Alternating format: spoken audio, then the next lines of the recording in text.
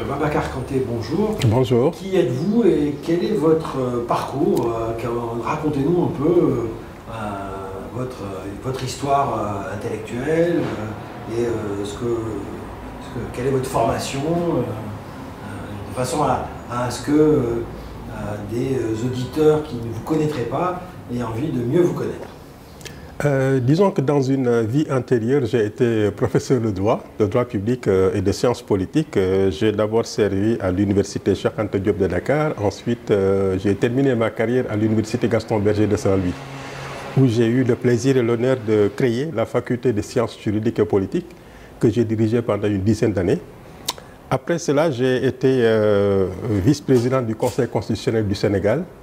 Et après la fin de mon mandat, je suis revenu à l'université continuer mes séminaires, mes enseignements.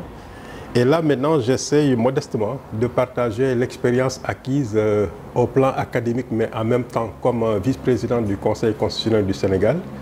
Essayer de partager cette expérience-là avec des pays qui aujourd'hui traversent des périodes de troubles dans la mesure où ils font l'apprentissage, je dirais, de la démocratie, en passant par des élections qui soient pacifiques, qui soient démocratiques, qui soient acceptées.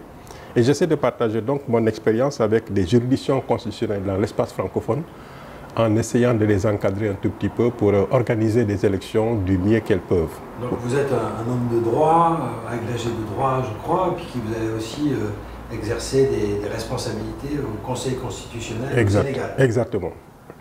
J'ai donc terminé un mandat de vice-président et à partir de ce moment-là, j'ai au Conseil constitutionnel du Sénégal et depuis lors, je travaille avec l'association des cours constitutionnels francophones pour l'Organisation internationale de la francophonie essentiellement, mais pas seulement. J'ai eu à travailler aussi pour le programme des Nations Unies pour le développement dans le cadre de la lutte contre le VIH-Sida et j'ai mis en place un certain nombre de réseaux éthique, droit et VIH dans un certain nombre de pays africains, même en dehors de l'Afrique, parfois même en Asie. Et nous avons essayé justement d'utiliser le droit dans sa dimension droits humains comme étant une stratégie de lutte contre le VIH-Sida, pour lutter contre les injustices, la stigmatisation, les discriminations dont étaient victimes les personnes qui étaient infectées par le VIH-Sida. Mais tout cela, évidemment, appartient à mon passé. Je suis de moins en moins impliqué maintenant dans la lutte contre le VIH-Sida. Et vous êtes donc ici dans le cadre de la chaire AEF de l'Université de la francophonie. Exactement, et j'étais très content d'être là parce que j'ai trouvé une jonction entre ce que je fais aujourd'hui pour l'Organisation internationale de la francophonie et je travaille dans le cadre de l'organisation des élections de décembre 2020 en République centrafricaine. Et comme c'est dans le cadre de l'OIF que je travaille avec des cours constitutionnels francophones, j'ai trouvé un lien avec quand même l'IMERA et j'étais très content de voir le lien qui existait entre l'IMERA et la francophonie. Alors, ce qui m'a frappé dans votre présentation à l'IMERA, c'est que vous faisiez état au fond de votre perplexité, des questions auxquelles vous n'avez finalement plus de réponse et que vous aviez besoin de vous remettre en questionnement pour essayer d'ouvrir des pistes nouvelles parce que vous aviez un peu le sentiment que le monde du droit public, du droit constitutionnel fonctionnait un peu sur ces registres habituels et que vous souhaitiez un peu dépasser les lignes. Ce qui m'amène à cette question, c'est justement qu'est-ce que vous êtes venu faire ici à l'IMERA dans le cadre de cette chaire? Je dirais que je suis venu en retraite à l'IMERA. Je suis venu en retraite parce que... Retraite presque au sens sacré du terme. Au sens sacré du terme, parce que je suis dans une forme, pardonnez-moi de l'avouer, mais dans une forme d'impasse intellectuelle. Je suis dans une impasse intellectuelle parce que, comme je vous disais, à ma double qualité de professeur et de praticien du droit comme vice-président du Conseil constitutionnel, je me posais la question, je suis parti d'un constat. Aujourd'hui, on en est venu en Afrique. Quand vous prenez le continent, on se rend compte qu'il y a à peu près 2/3 des États qui sont dans une situation de trouble, de conflit, de crise. Pardonnez-moi de ne pas entrer dans les détails de la distinction entre ces notions. Enfin, disons qu'ils sont dans une situation d'instabilité. Alors, ces États sont dans une situation d'instabilité, mais dans le même temps, on se rend compte que depuis 30 ans maintenant, 90 et maintenant, depuis l'ouverture de ce qu'on appelle la fameuse transition démocratique en Afrique, on n'arrive pas à stabiliser les pays. Il y a quelque chose qui ne va pas. On a un droit constitutionnel qui a tout essayé. ce droit constitutionnel est en crise. Il y a la crise du droit constitutionnel. Le droit constitutionnel est la crise. On a limité les mandats. Et pourtant, on a l'impression de faire un pas en avant, deux pas en arrière, un pas en avant, deux pas en arrière. Et on n'arrive pas à stabiliser ces pays. Alors, la question fondamentale que je me pose, c'est mais pourquoi le droit constitutionnel n'est-il pas pertinent, n'est-il pas prégnant, n'arrive-t-il pas à régler ces problèmes-là, à nous donner des solutions, à contribuer à la stabilité de nos pays.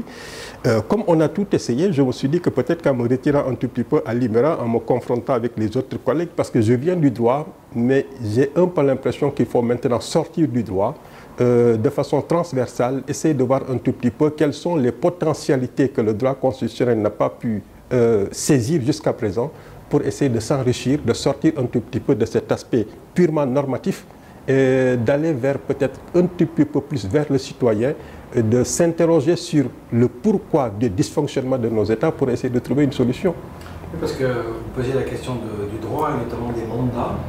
Et systématiquement, il y a une limitation, par exemple, des mandats des chefs d'État ou de gouvernement.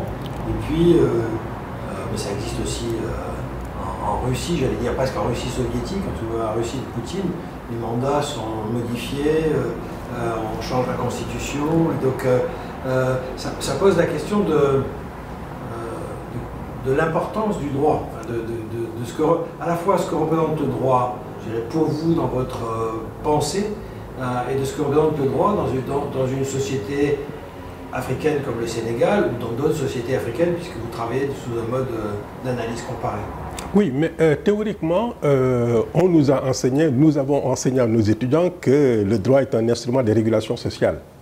Mais alors pourquoi le droit constitutionnel n'arrive-t-il pas à réguler de façon normale le fonctionnement des autorités politiques? Cette histoire de mandat présidentiel, par exemple, on a commencé à l'inclure dans les constitutions, comme je disais tout à l'heure, à partir des années 1990. On se disait que c'était le début de la transition démocratique, que c'est une volonté populaire que de limiter le mandat présidentiel. Très bien. On a inclus dans toutes les constitutions pratiquement la limitation du mandat. Mandat de 5 ans renouvelable une seule fois. Mais ce qu'on appelle, entre guillemets, ce verrou constitutionnel a sauté partout. Alors, quand ce n'est pas direct par des manipulations de constitution, c'est de façon indirecte par des prorogations de mandat du président de la République. Alors, ma question, encore une fois, c'est pourquoi ce qui est valable aux États-Unis, 2 mandats, il n'aurait pas à l'idée de Barack Obama, malgré quand même son bilan qui était honnête. Je ne suis pas américain, je ne dirais pas qu'il est positif ou négatif, mais je pense qu'il était honnête. Pas une seule seconde, Obama ne penserait à essayer de modifier la Constitution américaine ou de prolonger son mandat. Pourquoi en France, maintenant que vous l'avez inclus dans vos dispositions, il n'arriverait à l'idée d'aucun président de la République de modifier la Constitution dans son intérêt personnel ou bien de prolonger son mandat? Mais alors pourquoi en Afrique est-ce que cette disposition n'est pas pertinente, elle n'est pas appliquée, elle n'est pas effective? Pas qu'en Afrique d'ailleurs. Oui, pas qu'en Afrique. Particulièrement en Afrique, puisque c'est le domaine qui m'intéresse de plus près. Oui, mais et puis il y a aussi que les conséquences de cette modification, de ce verrou, de cette disposition de la Constitution n'ont pas le même impact que dans les autres pays. C'est vrai, quand on parle d'instabilité des États, c'est un paradigme maintenant qui est général. Quand vous regardez l'atlas des conflits, on a l'impression que l'Amérique latine aujourd'hui, ça prend feu. Vous regardez le Proche-Orient, l'Asie, l'Afrique, mais ce sont les causes qui ne sont pas les mêmes et peut-être même les conséquences. Donc c'est vrai que ce verrou constitutionnel existe presque partout, mais encore une fois, pourquoi ce n'est pas respecté en Afrique? Il y a une question, au fond, par rapport à votre discipline du droit, sur lequel vous avez passé des années d'études, de réflexion, puis de pratique. Donc est-ce que ça vous amène à relativiser cette importance, cette place du droit dans la société sénégalaise, dans un certain nombre de sociétés africaines que vous connaissez bien, que ce serait quelque chose au fond d'assez formel, ou au contraire la question du droit vous paraît-elle une base absolument indispensable pour au fond maîtriser la violence ou le mode de fonctionnement, de régulation à l'intérieur d'une société, quelle que soit sa forme contemporaine? Le droit reste fondamental. On dit toujours que... Pas pour l'abolition du droit. Non, parce qu'on dit toujours qu'une mauvaise loi vaut mieux que l'absence de loi. Cela étant dit, je pense qu'il faudrait qu'on réfléchisse un tout petit peu à l'avant-droit. L'avant-droit, qu'est-ce qui se passe psychologiquement, qu'est-ce qui se passe dans la tête des gens? Sur le plan de la culture, sur le plan des coutumes, des usages, des habitudes, des mentalités. Qu'est-ce qui devrait faire bouger les gens? Qu'est-ce qui devrait pousser les gens à adhérer à la loi qui va être votée? Et je pense que nous ne prenons pas suffisamment de temps pour essayer d'énoncer la règle de droit conformément à la population, au peuple, que ces lois-là ont vocation à régir. Ensuite, l'après-droit, j'ai l'impression qu'on n'y réfléchit pas toujours, l'impact de la règle de droit, les conséquences de la règle de droit. Autrement dit, on adopte des positions, il n'y a qu'à, il n'y a qu'à, il n'y a qu'à. Il n'y a qu'à mettre dans la... Mais oui, il n'y a qu'à mettre dans la Constitution, il n'y a qu'à mettre dans la Constitution, parce que quand on parle d'environnement, il n'y a qu'à constitutionnaliser l'environnement. Quand on parle de droit à la santé, il n'y a qu'à constitutionnaliser le droit à la santé. Je dis très bien, il n'y a qu'à, oui, mais alors, pourquoi on a énoncé cette règle de droit aujourd'hui et pourquoi pas hier? Pourquoi on ne peut pas attendre demain pour le faire? Alors, cette règle de droit qu'on est en train d'énoncer aujourd'hui, est-ce qu'elle s'adapte à la situation actuelle de nos pays? Alors, voilà pourquoi je me pose la question de savoir, est-ce que le droit tel qu'il est formulé aujourd'hui ne devrait pas s'enrichir de la sociologie, de l'histoire, de l'anthropologie, de l'ethnologie, pour essayer de voir comment on peut énoncer une règle de droit qui soit adaptée aux circonstances. Parce que j'ai un peu l'impression que, je ne sais pas si c'est de l'importation, si c'est du mimétisme, si c'est du copier-coller, peu importe. En tout cas, on énonce des règles de droit dont on sait, au moment même où on les écrit, l'encre n'a pas encore séché, on sait parfaitement que de toute façon, ce n'est pas opérationnel. Donc en fait, quand on est vous êtes ici dans un lieu d'Institut d'études avancées qui est un lieu de l'interdisciplinarité, donc finalement vous êtes assez bien chez vous puisque vous faites appel, vous sollicitez l'ethnologie, l'anthropologie, la sociologie, l'histoire. Donc ça vous paraît des éléments, je dirais une approche interdisciplinaire, y compris dans les enjeux d'enseignement, puisque vous avez été un professeur, vous avez dirigé des institutions d'enseignement. Est-ce qu'il y a des approches nouvelles qui devraient être vues dans l'enseignement du droit pour justement inclure ces autres disciplines?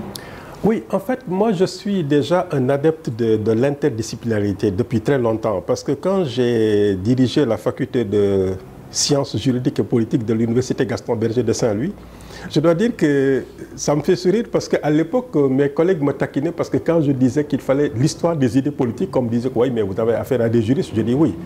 Quand je disais qu'il fallait introduire l'anglais, on me disait oui, mais attendez, vous êtes dans une faculté de droit, je dis oui.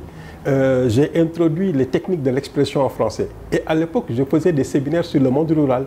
Je faisais faire, par exemple, des enquêtes de sondage par des étudiants. Je faisais faire l'histoire des idées politiques. Alors, mes collègues me demandaient toujours, mais qu'est-ce que c'est que ces disciplines de sociologie? Et je leur disais toujours que, à mon avis, et j'en suis encore plus convaincu aujourd'hui, la règle de droit, de façon brute, dans une perspective purement normative, dans un but de réglementation, ne peut pas faire l'affaire. Il faut absolument qu'on s'interroge sur les fondements de la règle de droit. Les sources qui ne sont pas des sources formelles, mais des sources matérielles de la règle de droit, et ensuite maintenant qu'on s'attache à l'évaluation de l'application de la règle de droit. Et depuis que je suis ici à l'IMERA, je me rends compte que même l'exposé que nous avons entendu ce matin de la part des philosophes, en réalité, on parle du pouvoir ici. Quand on parle de l'exercice du pouvoir, quand on parle de l'éthique, quand on parle des règles morales qui doivent régir, qui doivent présider à l'exercice du pouvoir, ce sont des choses qui m'intéressent parce que je me pose la question de savoir est-ce qu'en réalité aujourd'hui, les populations africaines acceptent les conditions dans lesquelles le pouvoir politique fonctionne. Et manifestement, ce n'est pas le cas. Et je pense que... donc, il y a une sorte de distorsion entre, je dirais, les formes de gouvernement institutionnel et ses pratiques, et un écart avec les attentes ou la vie de la société. Je le crois fondamentalement parce que ce matin, je viens d'apprendre que dans un pays comme le Gabon, une autorité administrative a rempli des véhicules de 2 tonnes de vivres pour aller les livrer à des populations qui sont impactées par le coronavirus. Eh bien, ces populations l'ont renvoyé. Et pourtant, dans la capitale, on avait l'impression que ces pauvres populations-là avaient besoin de vivre. Eh bien, la raison simple était qu'il y avait un notable qui appartenait à ce village, entre guillemets, qui est décédé. Et ces gens-là n'ont pas reçu la visite d'une seule autorité de la capitale pour venir honorer la mémoire de cette personne qui les a soutenus.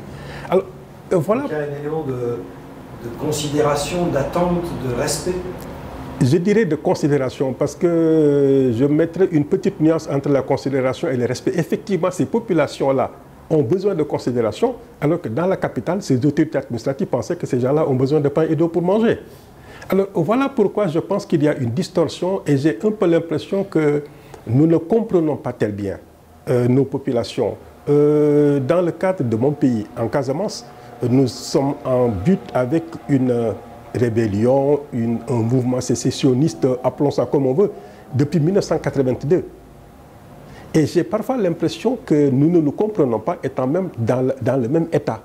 Et je pense qu'il faudrait qu'il y ait cet effort de compréhension des populations locales auxquelles ces lois-là ont vocation à s'appliquer pour que ces lois-là puissent être légitimes d'abord dans leur conception et puissent être effectives dans leur application. Et j'ai un peu l'impression que ce n'est pas le cas. Ça pose aussi la question sur laquelle vous êtes penché en juriste et aussi en sciences politiques au Conseil constitutionnel, je dirais qu'il y a de la dimension démocratique, mais pas d'une démocratie abstraite ou d'un modèle européen ou occidental. Vous avez un prédécesseur ici qui était aussi un juriste, qui est titulaire de la chaire à l'Ouest, qui est Yad Benachour, et qui appartient de l'expérience tunisienne, et notamment de la révolution tunisienne, dont il a présidé la haute instance de la révolution, l'élaboration de la constitution, parlait d'une révolution intérieure. Est-ce que vous sentez, y compris dans les jeunes générations, cette dimension d'une appropriation des formes démocratiques de l'intérieur, qui sont, comment dire, non pas un modèle importé, mais quelque chose qui est en train de s'élaborer avec les caractéristiques propres à la société sénégalaise, ivoirienne, congolaise. Oui, je crois qu'il faut peut-être, de ce point de vue-là, faire une différence entre trois choses quand on parle de démocratie, pour être clair. Il me semble qu'il y a quelque chose d'universel dans la démocratie. Ce sont les valeurs. Je ne connais pas d'être humain normalement constitué qui ne soit pas sensible à la liberté. Je ne connais pas d'être humain normalement constitué qui ne soit pas sensible à l'égalité. Ce sont des valeurs qui sont universelles, qui sont intrinsèques à la nature humaine.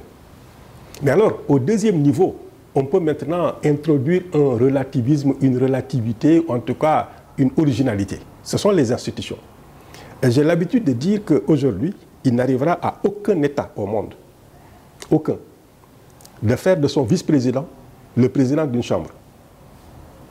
Et pourtant, c'est le cas aux États-Unis. Très peu de gens le notent, le vice-président des États-Unis est président de droit du Sénat. Aujourd'hui, en France, c'est contraire à la séparation des pouvoirs. Eh bien oui. Voilà pourquoi je dis au plan institutionnel, les institutions sont le produit de l'histoire d'un pays. Aujourd'hui en France, même les Français ne le savent pas, le Premier ministre français est le président du Conseil d'État. Entre parenthèses, le Conseil d'État qui est chargé de juger l'administration. Donc le Premier ministre est théoriquement juge et partie. Le ministre de la Justice est en même temps président du tribunal, le tribunal des conflits. Mais ça, ce sont les institutions françaises qui ont produit, l'histoire française, pardon, qui a produit ces institutions. On ne peut pas limiter. De même, en Grande-Bretagne, quand vous n'êtes pas président d'un parti, vous ne pouvez pas être Premier ministre. Alors nous, on nous taquine dans nos pays en disant que l'Assemblée nationale est une chambre d'enregistrement. Et j'ai l'habitude, j'ai dit alors, mais alors, et en Grande-Bretagne? Mais c'est le cas. Donc les institutions sont propres à un pays. On ne peut pas les inventer et c'est l'histoire d'un pays qui peut les produire. Il y a ensuite maintenant un troisième niveau qui correspond à ce que j'appelle la pratique démocratique. La pratique démocratique, c'est l'autolimitation des autorités. Ce sont des pratiques qui relèvent de la morale politique, qui relèvent de l'éthique politique. Vous avez par exemple le Premier ministre français qui est président de droit du Conseil d'État mais qui n'y va jamais, qui ne donne pas d'ordre, qui ne donne pas d'instruction. Le ministre de la Justice, c'est quand même paradoxal qu'il soit quand même président d'un tribunal, mais il n'y va pratiquement jamais, sauf parfois une visite de courtoisie quand il prend fonction. Ces pratiques-là, qui ne sont pas interdites par la loi, relèvent de ce que j'appelle la déontologie ou l'éthique politique. Donc, dans chaque pays, il faudrait que l'histoire produise des institutions. D'ailleurs, je le dis toujours, je ne connais pas un texte fondateur qui ne soit pas le produit d'une histoire. Si vous lisez le préambule de la charte de l'Organisation des Nations Unies, même si vous n'avez pas vécu en 39-45, vous vous dites que c'est une réponse à une situation déterminée. Le meilleur exemple que je donne, c'est toujours la Déclaration des droits de l'homme et du citoyen de 1789. Et j'ai l'habitude de dire aux gens, mais vous avez l'impression que ce sont des révolutionnaires français qui se sont assis autour d'une table en partageant un verre en disant il n'y a qu'à mettre article premier, article... Ce n'est pas du tout comme cela. Il y avait ce qu'on appelle un ancien régime, où il y avait un roi qui avait des suzerains, des gens à sa disposition, taillables et corvéables, comme on dit. Il pouvait à chaque instant mettre la main sur la partie de la récolte qui l'intéressait et vous laisser le reste. Il pouvait vous interdire de bouger. Donc chaque article de la Déclaration des droits et du citoyen est une réponse à une situation antérieure que connaît le peuple français. Qui pose la question de l'arbitraire. Oui, qui pose la question de l'arbitraire. C'est le contraire du droit, l'arbitraire. L'arbitraire, c'est exactement le contraire du droit. Mais il faut comprendre qu'il arrive un moment où, quand vous parliez de révolution tout à l'heure, les gouvernants oublient parfois qu'un peuple ne s'habitue jamais à l'humiliation. L'arbitraire peut durer un certain temps. Je pense, sans vouloir faire injure à l'Union soviétique, la seule chose que les communistes ont oubliée, c'est qu'on ne peut pas dominer un peuple comme cela. Ils ont fait leur révolution, ils ont l'impression que... Mais en 1991, il n'y a pas eu une révolution de l'extérieur, il y a eu une implosion du système. Voilà pourquoi je pense qu'il faut faire très attention à ce qui se passe aujourd'hui. C'est quelque chose qui est en train de naître en Afrique, vous avez le sentiment? C'est quelque chose... Par exemple en Algérie, qu'on a vu en Égypte, qu'on a appelé les révolutions arabes. Est-ce que dans l'Afrique subsaharienne, vous voyez ces mouvements-là et qui sont portés par une éthique du droit ou de la démocratie propre aux attentes des sociétés africaines? Tout à fait. Il y a une nouvelle exigence qui apparaît aujourd'hui, ce qu'on a appelé le printemps arabe. Mais les gens oublient que ce n'est pas la première fois que le jeune qui s'est immolé par le feu, qui a donné naissance à tout ce qu'on appelait le printemps arabe, ce n'était pas la première fois. Mais pourquoi à ce moment précis ça a déclenché? Je donne toujours l'exemple d'Omar el-Béchir. Omar el-Béchir a fait l'objet du Soudan. Il a fait l'objet d'un mandat d'arrêt international pendant des années par la CPI, la Cour pénale internationale. Il a nargué la communauté internationale en voyageant quand il veut, comme il veut et où il veut.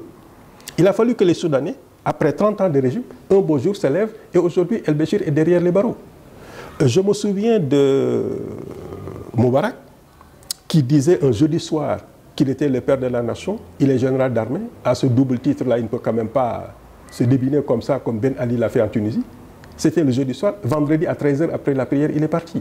Alors, ces étincelles-là qui naissent et qui n'ont pas de leader aujourd'hui et qui sont l'expression d'une colère retenue pendant très longtemps par les populations, c'est ça qui crée un tout petit peu l'instabilité. Et j'ai un peu l'impression que les gouvernants ne le comprennent pas. Ils ont tendance à infantiliser un peu les peuples. Et nous en sommes toujours, et c'est mon grand regret, à penser que les élections constituent le fondement de la démocratie. Et je pense que de plus en plus aujourd'hui, les peuples africains considèrent que c'est le respect de leurs droits. Et je suis entièrement d'accord avec cette thèse, ce paradigme. C'est le respect des droits fondamentaux qui constitue le fondement de la légitimité démocratique et non pas le fait d'être élu. Vous pouvez être élu démocratiquement, les observateurs arrivent la veille de l'élection, ils considèrent que les élections se sont bien déroulées, le lendemain ils partent, mais ce n'est pas pour autant que vous avez la légitimité. La légitimité doit être quelque chose de continu. Il faut qu'il y ait des indicateurs qui puissent vérifier au jour le jour dans l'exercice du pouvoir, est-ce que vous êtes en train de vous conformer à la volonté du peuple. Et j'ai un peu l'impression que jusqu'à présent, il y a un biais parce qu'on considère que dès lors que vous êtes élu démocratiquement, à ce moment-là, il n'y a plus de problème. Et c'est une erreur fondamentale que les dirigeants commettent aujourd'hui. Je me posais la question de ce que vous étiez venu faire à l'IMERA, de la recherche d'interdisciplinarité. Vous avez répondu abondamment. Donc, je voudrais vous demander maintenant où en sont vos recherches actuelles et comment vous pensez avancer et qu'est-ce que, à partir d'ici et au-delà, bien sûr, comment vous voyez vos travaux prendre forme et les liens qui pourraient naître dans l'avenir à partir d'ici? C'est une question difficile parce que j'ai l'impression que plus j'avance, moins je comprends. Parce que, comme je disais, je me suis enrichi de quelques discussions ici. J'ai entendu des exposés sur la philosophie, sur l'éthique, etc., sur la sociologie. Et j'ai un peu l'impression de patauger un peu, mais c'est une piste nouvelle que j'ai voulu ouvrir. En réalité, je ne propose pas de solution. Ce que je voudrais simplement, à travers ma réflexion ici, c'est essayer de voir dans quelle mesure ce nouveau paradigme dont on parle des États fragiles, certains ont même avancé l'idée d'anonie des sociétés, c'est-à-dire des sociétés africaines déstructurées, comment on pourrait faire en sorte que le droit constitutionnel puisse s'intéresser non pas seulement à la régulation du pouvoir politique. À partir du moment où tous les chercheurs montrent aujourd'hui que les premiers dysfonctionnements, les premières crises, les premières menaces sur la démocratie, c'est l'injustice sociale et les inégalités. Je vous renvoie aux travaux de Frédéric Worms, que j'ai beaucoup aimé. Il est philosophe, moi je suis juriste, mais comme je vous dis, j'essaie de sortir du droit. quand il montre que c'est les inégalités qui fondamentalement constituent les premières menaces à l'aspiration à la démocratie. Je me pose la question de savoir, est-ce que dans le droit de la famille, chez nous, le droit constitutionnel ne devrait pas s'y intéresser? Que deviennent la veuve et l'orphelin? Le droit du travail, je pense qu'il devrait être un point sur lequel le droit constitutionnel devrait s'intéresser, parce que j'ai l'impression que le droit constitutionnel jusqu'à présent est un droit vertical. Formel et vertical. Formel parce qu'il est théorique, comme je disais tout à l'heure, en ce qui concerne la limitation des mandats. Il est vertical parce qu'il régit les rapports entre les gouvernants et les gouvernés. Mais il me semble qu'aujourd'hui, une des menaces qui pèsent sur nous, si on ne prend pas garde, c'est d'abord les rapports entre les communautés, les rapports entre les individus. Et il faudrait que, de façon horizontale, que ce droit-là essaie de s'intéresser à ces rapports sociaux. Alors voilà pourquoi je disais que je ne sais pas si je n'ai pas été trop ambitieux en initiant ce projet-là, mais je suis très content d'avoir eu des inputs, des enrichissements bibliographiques déjà, de la part de certains collègues, ensuite des échanges très fructueux à l'occasion de nos séminaires. Mais je pense que l'appétit vient en mangeant et je n'ai plus envie maintenant de m'arrêter à un petit article, un petit rapport à l'IMERA. J'ai envie de publier un essai aujourd'hui sur ce que je peux appeler une science constitutionnelle. Une science constitutionnelle dans la mesure où je considère l'État africain comme étant un État malade et un droit qui se penche sur cet État malade-là dans une perspective de traitement, soit à titre de prévention, soit à titre de thérapeutique, mais en tout cas un droit constitutionnel qui serait beaucoup plus une science vraiment pour répondre à une situation. Parce que, comme je disais tout à l'heure, quand une règle de droit ne répond pas à une situation, elle risque d'être artificielle, théorique, sans avenir, sans chance d'être appliquée. J'ai une question justement par rapport à ces règles de droit et à la place de la société. Sur cette science constitutionnelle en élaboration, quelle place a la dimension religieuse puisque la société, comme la société française, où il y a plusieurs religions qui vivent ensemble, au Sénégal, si mes souvenirs sont bons, il y a des catholiques, des musulmans, j'imagine aussi des évangéliques, peut-être d'autres formes d'expression religieuse. Comment vous voyez ce débat, cette articulation entre la question du droit et les appartenances religieuses, et notamment le poids des confréries qui sont si puissantes, en tout cas dans le monde de l'islam, et je pense singulièrement au Sénégal. La dimension religieuse est capitale. Elle est capitale et le coronavirus vient de nous en donner une illustration. Et la deuxième chose, c'est que c'est quand même frappant la similarité entre la France et le Sénégal. Parce qu'au Sénégal, on a assisté dans le cadre des mesures d'exception qui ont été prises à une mesure tendant à interdire l'ouverture des lieux de culte pendant la période dite de confinement. Et il y a eu une pression sociale des confréries, de la population sur le pouvoir pour ouvrir les lieux de culte. Et la ressemblance avec la France résulte du fait qu'en France, le Conseil d'État, dans une décision rendue sur référé, a également enjoint le gouvernement à ouvrir les lieux de culte. C'était vers la fin de la période du mois de Ramadan. Mais curieusement, aussi bien la hiérarchie dit au gouvernement, mesdames et messieurs, merci beaucoup de nous donner l'autorisation d'ouvrir, mais enfin, nous allons être prudents, nous n'ouvrons pas. Et le Sénégal, exactement la même chose s'est produite. La hiérarchie religieuse des deux côtés, catholique comme musulmane, a décidé de maintenir les lieux de culte fermés. Cela veut dire quoi? Cela veut dire qu'il y a des seconds couteaux, il y a la base des situations ordinaires, des citoyens ordinaires, pardon, qui mettent la pression sur le gouvernement et le gouvernement a cédé à cette pression-là pour ouvrir les lieux de culte. Alors, cette dimension religieuse-là présente deux dimensions. Comme je disais, les rapports entre l'État et la communauté religieuse, c'est une dimension. Dans quelle mesure aujourd'hui nos gouvernements pourront céder à cette pression-là? La deuxième dimension, c'est la cohabitation entre les différentes confréries religieuses. Et il faut absolument que l'État fasse attention à ne pas privilégier une confrérie par rapport à l'autre. Or, aujourd'hui, au Sénégal, c'est la tendance qui se dégage. On a l'impression qu'il y a peut-être une confrérie ou deux confréries qui sont favorisées par rapport à d'autres confréries. Et c'est une source potentielle de conflit. Et voilà pourquoi je disais que le droit doit s'intéresser à ces questions-là pour que cette impression, ce ressenti cette perception de l'égalité soit réelle. Il ne faut pas... Ce n'est pas justement une dimension simplement verticale qui s'exerce, mais qui aussi partent des sensibilités, des horizons d'attente qui peuvent être effectivement religieux, qu'ils soient catholiques ou chrétiens ou musulmans. Mais la chance que nous avons eue jusqu'à présent au Sénégal, mais ça c'est une exception, c'est que nous avons eu pendant 20 ans un président chrétien qui a dirigé un pays où les musulmans étaient à 95%. C'est 95% Ben oui, c'est ce qu'on dit en général. 95% de musulmans, 5% de chrétiens, mais dirigé par un président pendant 20 ans où je n'ai jamais entendu quelqu'un le contester sur la base de sa religion. Nous avons eu un deuxième président. Comment est-ce que vous expliquez cette dimension-là? C'est une dimension anthropologique de la diversité religieuse qui va de soi ou... Je pense que ça s'explique un tout petit peu par l'histoire. Parce que pendant la période coloniale, il y a eu quand même des autorités coloniales qui ont eu, entre guillemets, l'intelligence de collaborer avec le pouvoir religieux. Ce qui fait que donc, de ce point de vue-là, il y a eu une espèce d'osmose entre la religion chrétienne et la religion musulmane depuis très longtemps. Et on n'a pas senti cette confrontation entre les chrétiens et les Sénégalais et les musulmans depuis la période coloniale. Et ça a continué. Et ensuite, comme je disais, le premier président sénégalais, à mon avis, a joué un rôle extrêmement important parce qu'il s'est ouvert.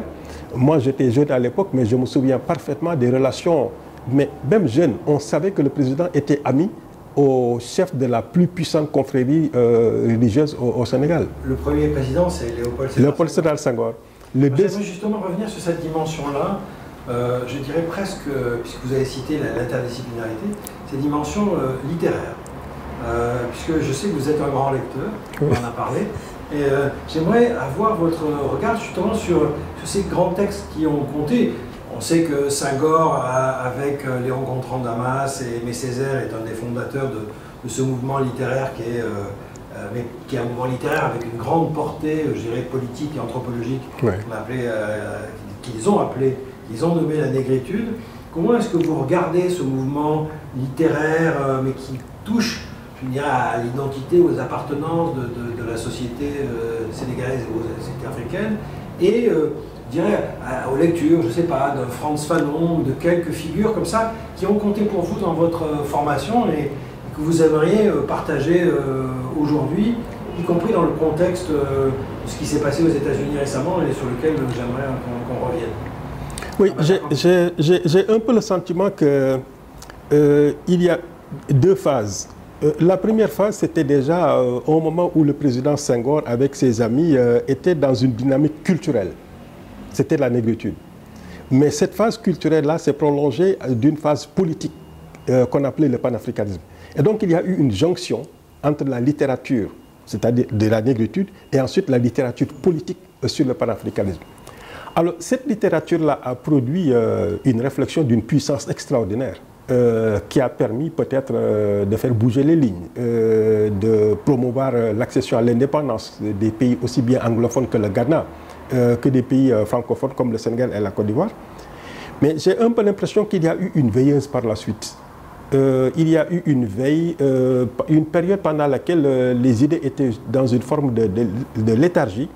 Et j'ai un peu l'impression qu'il y a maintenant, pour employer l'expression qui était celle de l'Afrique du Sud après la libération de Mandela, une renaissance africaine.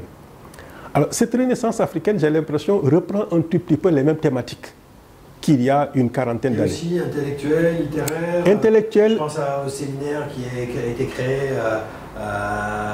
au Sénégal. Oui. Par Achille Mbembe, voilà. Oui, Felwine Sarr, les Nuits de la pensée, qui produit une pensée d'une puissance extraordinaire. Ça me paraît important justement par rapport à ce qui se joue intellectuellement, politiquement, symboliquement dans le projet, au-delà de la forme juridique ou constitutionnelle, de la société, de la démocratie, des formes de débat. Ça me paraît important parce que nous aurons l'occasion peut-être d'en parler avant mon départ à l'occasion d'un séminaire. Ce qui nous manque un tout petit peu, c'est un fondement sur les valeurs de ce que nous sommes en train de faire. Autrement dit, il faut éviter d'avoir l'impression des normes qui sont déconnectées. Tant que le fondement n'est pas clair, tant que les valeurs de référence ne sont pas bien identifiés, on a l'impression de produire dans le vide, de brasser dans l'air. Et donc aujourd'hui, cette pensée-là, aujourd'hui, donne un fondement, disons, philosophique, politique, à des actions. Prenons par exemple, apparemment ça n'a pas de lien, mais prenons le changement du CFA. S'il n'y avait pas eu cette société civile en écho, la déconnexion sur le plan financier des liens qui unissent la France et les États de l'UEMOA, sur le plan monétaire. S'il n'y avait pas eu toute cette réflexion-là sur l'authentification, sur, encore une fois, je veux être précis, pas un retour aux sources. Pour employer l'expression de Cheikh Abedou Kane de l'aventure ambiguë, il propose un retour aux sources et non pas un recours aux sources. Donc il faudrait qu'on ait des bases, qu'on ait, et ce n'est pas faire preuve de sectarisme que de dire cela, c'est simplement montrer que chaque fois qu'il y a, je répète encore une fois, un texte de loi, une loi fondatrice, il faudrait que cette loi trouve sa base dans des valeurs qui sont en phase avec la société. Donc ces nuits de la pensée-là produisent une réflexion très puissante. Cependant, il faudrait, à mon avis, que la jeune génération aujourd'hui passe à une autre phase. La phase que j'appelle opérationnaliser cette pensée. Il faudrait maintenant qu'on aille vers des actions concrètes, il faudrait qu'on aille vers des mesures concrètes, il faudrait qu'on soit plus concret, qu'on donne corps à cette pensée-là. Mais chacun à sa place et les vaches seront bien gardées. Je pense qu'il faudrait que les philosophes, les juristes et les politologues produisent une pensée, que les gouvernements les écoutent, et que la société civile profite de cette occasion-là pour mettre en forme cette pensée-là. Je crois que c'est la mise en forme de cette pensée-là qui nous fait un tout petit peu défaut. Cette pensée est peut-être une façon de rebâtir des fondations à partir desquelles penser l'avenir des sociétés africaines. Et j'aimerais avoir votre regard sur le mouvement qui est né aux États-Unis après le meurtre de George Floyd, I Can't Breathe, je ne peux pas respirer, Black Lives Matter. Comment un Africain comme vous, qui n'est pas américain, comment est-ce que vous voyez ce mouvement qui est en train de se répandre dans le monde entier, un peu comme le mouvement MeToo? Est-ce que ça vous paraît qu'il y a un moment important de ce qui se joue et qui peut-être change le regard ou est-ce que c'est un phénomène avant tout américain et qui correspond aux impasses actuelles de la société américaine? Non, je ne pense pas que ce soit quelque chose d'américain.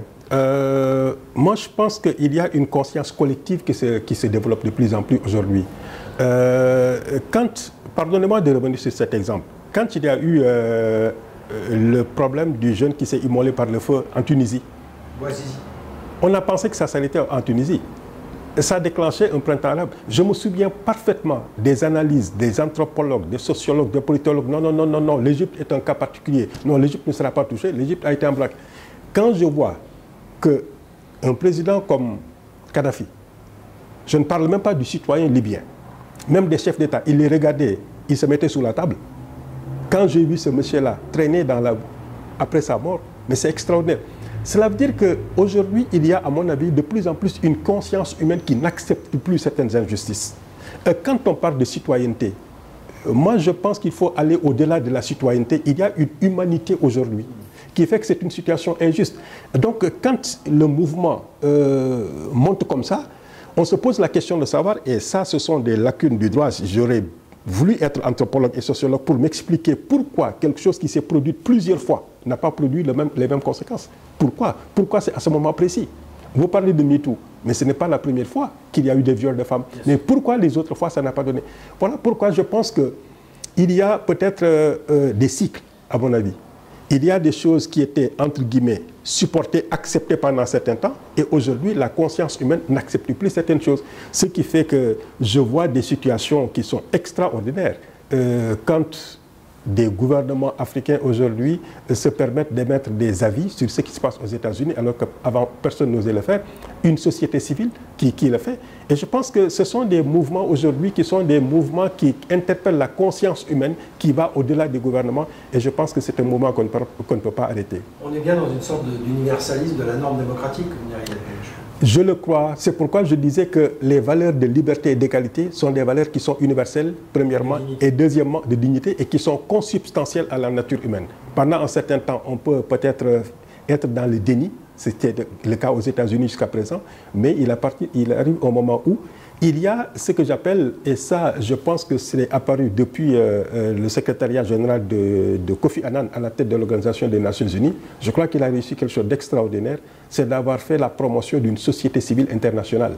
Donc les gens aujourd'hui créent des réseaux avec les moyens modernes de communication maintenant, tout se sait en temps réel, et dès lors que votre conscience est interpellée, vous, de votre lit, couchez tranquillement avec votre petit appareil téléphonique aujourd'hui, vous pouvez toucher le monde entier.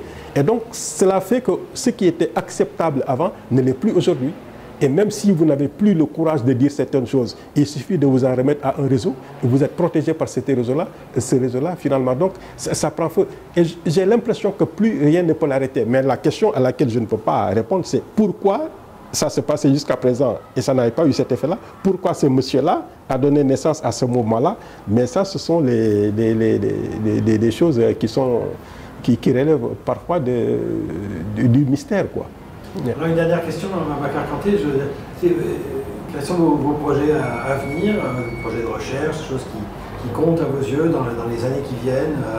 J'ai entendu cet essai sur la science constitutionnelle, donc voilà, pour nous donner un peu des choses, des pistes de recherche, de travail, de ce qui vous paraît important à transmettre dans les années à venir.